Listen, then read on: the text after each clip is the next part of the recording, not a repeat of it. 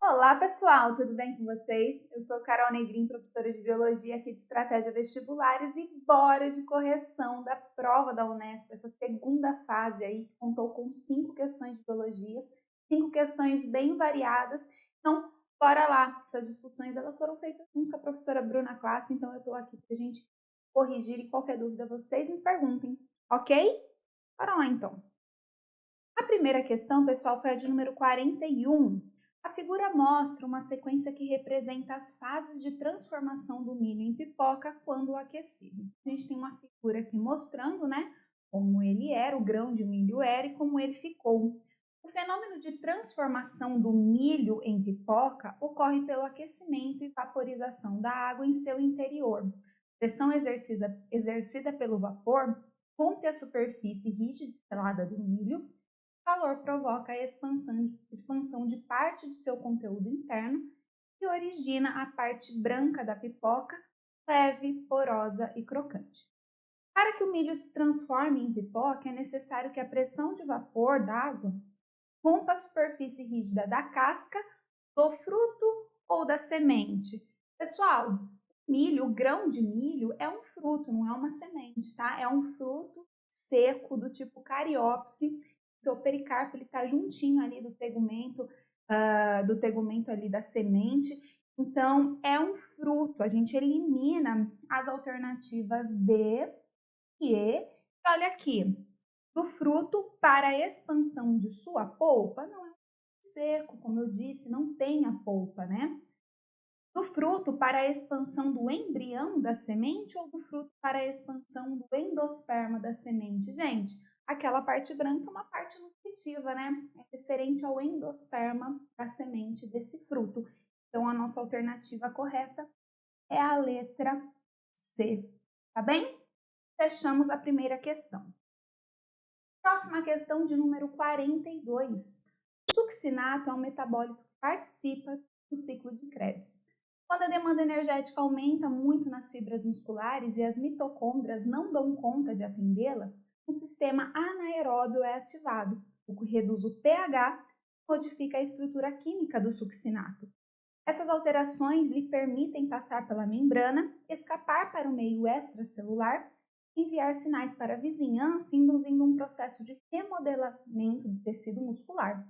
Os neurônios ligados aos músculos criam novas ramificações e as fibras musculares passam a captar mais glicose da circulação para produzir ATP, havendo um ganho de eficiência. Pessoal, esse textinho aí está nos falando do tipo de processo que vai acontecer diante desse remodelamento, diante aí desses estímulos gerados numa condição aí em que ele fala em que um sistema anaeróbio é ativado. A gente está falando de fermentação, né? E qual é a fermentação que acontece na musculatura, gente? Na nossa musculatura, nessas situações. Fermentação láctica. Vamos lá. A redução do pH nas fibras musculares e as novas ramificações dos neurônios ligados aos músculos estão relacionadas respectivamente. A gente tem aqui na primeira parte das afirmações alternativas a produção excessiva de gás carbônico ou a formação de lactato. Pessoal, fermentação láctica, falo para vocês, a Unesp ama metabolismo energético, metabolismo celular. Fermentação láctica produz gás carbônico? Não, produz lactato ou ácido lático. E é essa produção que reduz o pH nessas fibras musculares. Então, a gente elimina alternativa A, alternativa B e alternativa D. Olhem a letra C, a formação de lactato e ao aumento de número de terminações axonais nos neurônios motores. Pessoal, exatamente, né? É essa a nossa alternativa correta. Ocorre, então, essa remodelação para aumentar os estímulos sobre essas fibras, né? Estimula essas fibras. São os neurônios motores. E como é que esse estímulo chega até as fibras? Através dos axônios, pelas terminações axonais. Então, a nossa alternativa correta é a letra C. A letra E, vamos dar uma olhada. A formação de lactato e ao aumento de ramificações dos dendritos dos neurônios sensitivos. Não, a gente está falando aí estímulo de musculatura feito por neurônios motores. E a gente sabe que os dendritos, eles não transmitem, né, o impulso nervoso. O que eles fazem? Eles recebem o impulso nervoso. Então, a nossa alternativa E também está incorreta, ok? Gabarito C. Questão de número 43. Pesquisadores imprimiram o primeiro coração 3D vascularizado usando células e materiais biológicos. Células de tecido adiposo foram reprogramadas para se tornarem células tronco pluripotentes e a matriz extracelular foi processada em um gel personalizado que serviu como tinta para impressão. Após serem misturadas com o hidrogel, as células foram diferenciadas em células cardíacas ou endoteliais para criar um coração inteiro. Imagens desse coração em 3D. Considerando-se a anatomia do coração humano, a câmara cardíaca que consumiu maior quantidade de tinta para ser impressa e os vasos sanguíneos impressos somente com células endoteliais são, respectivamente. Pessoal, qual a câmara do coração, qual é a câmara cardíaca que vai ter maior quantidade de células, ou seja, que vai apresentar uma musculatura mais espessa? É o ventrículo esquerdo, né, gente? O ventrículo esquerdo que tem essa musculatura aí mais espessa para suportar a grande pressão aí da sua contração. Por quê? Porque é desse ventrículo que parte o sangue aí que vai ser então bombeado para o restante do nosso corpo, para a nossa circulação sistêmica. Então, é a parede dessa câmara cardíaca que vai ser mais espessa, como eu disse, ter uma maior musculatura. Então, ventrículo esquerdo, eliminamos B, C, E. Olha a segunda parte. E os vasos sanguíneos impressos somente com células endoteliais. Os vasos sanguíneos que apresentam apenas uma camadinha aí de células endoteliais, justapostas, porém aí baixinhas, né, células pavimentosas. Quais são? Os vasos de menor calibre, que são os vasos que permitem aí as trocas entre os tecidos. Então, são os capilares sanguíneos, tá?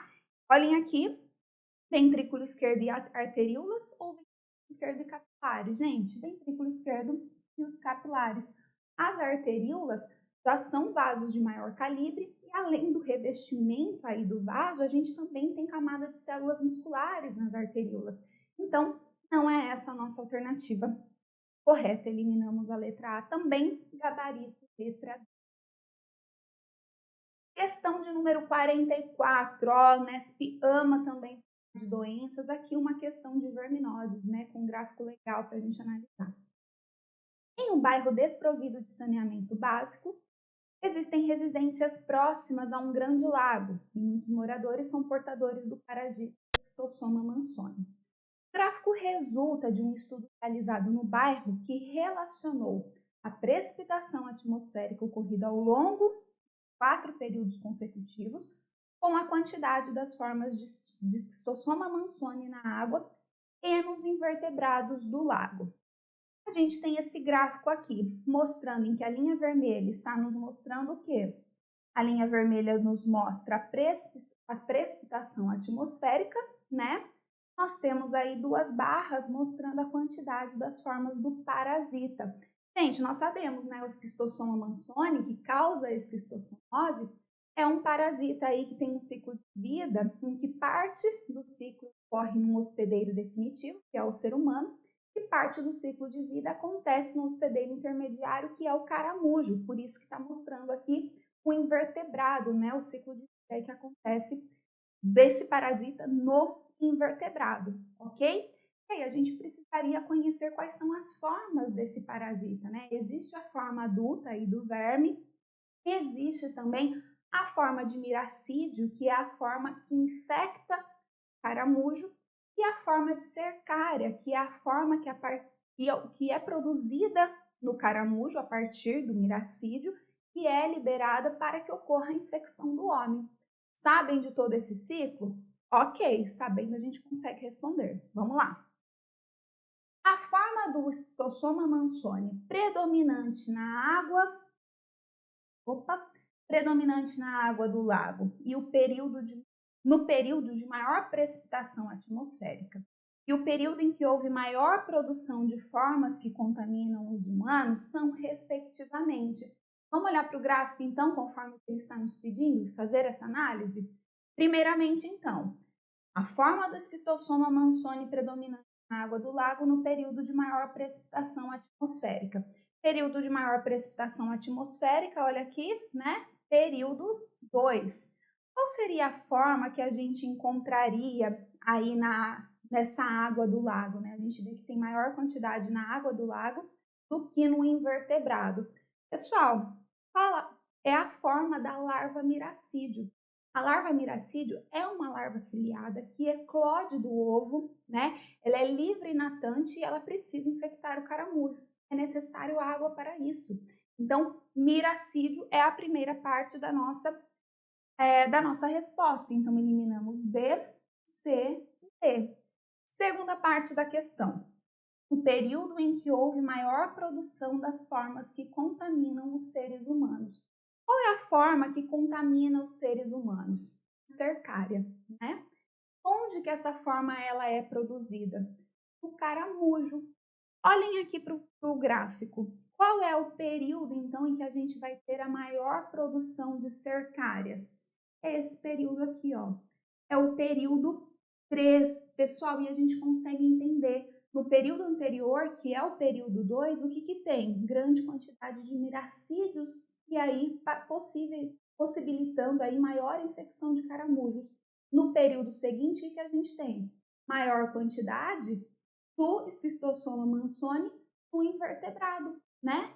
Miracídios infectaram o vertebrado, se transformaram em cercárias, a gente tem grande produção aqui de cercárias, que são as formas aí que contaminam os seres humanos. Então, a nossa alternativa correta é a alternativa E, pois é no terceiro período de produção das formas cercárias. Tudo bem?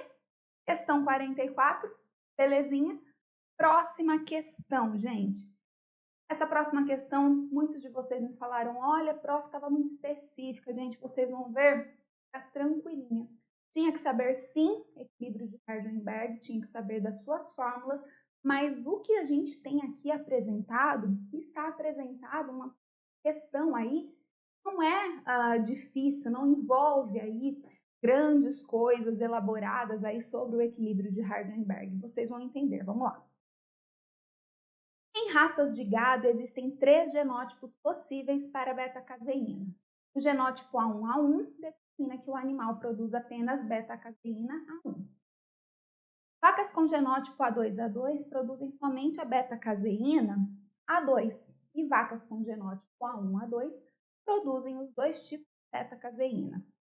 Alguns levantamentos mostraram que a frequência do alelo A2 na população de animais da raça holandês varia de 24% a 62%.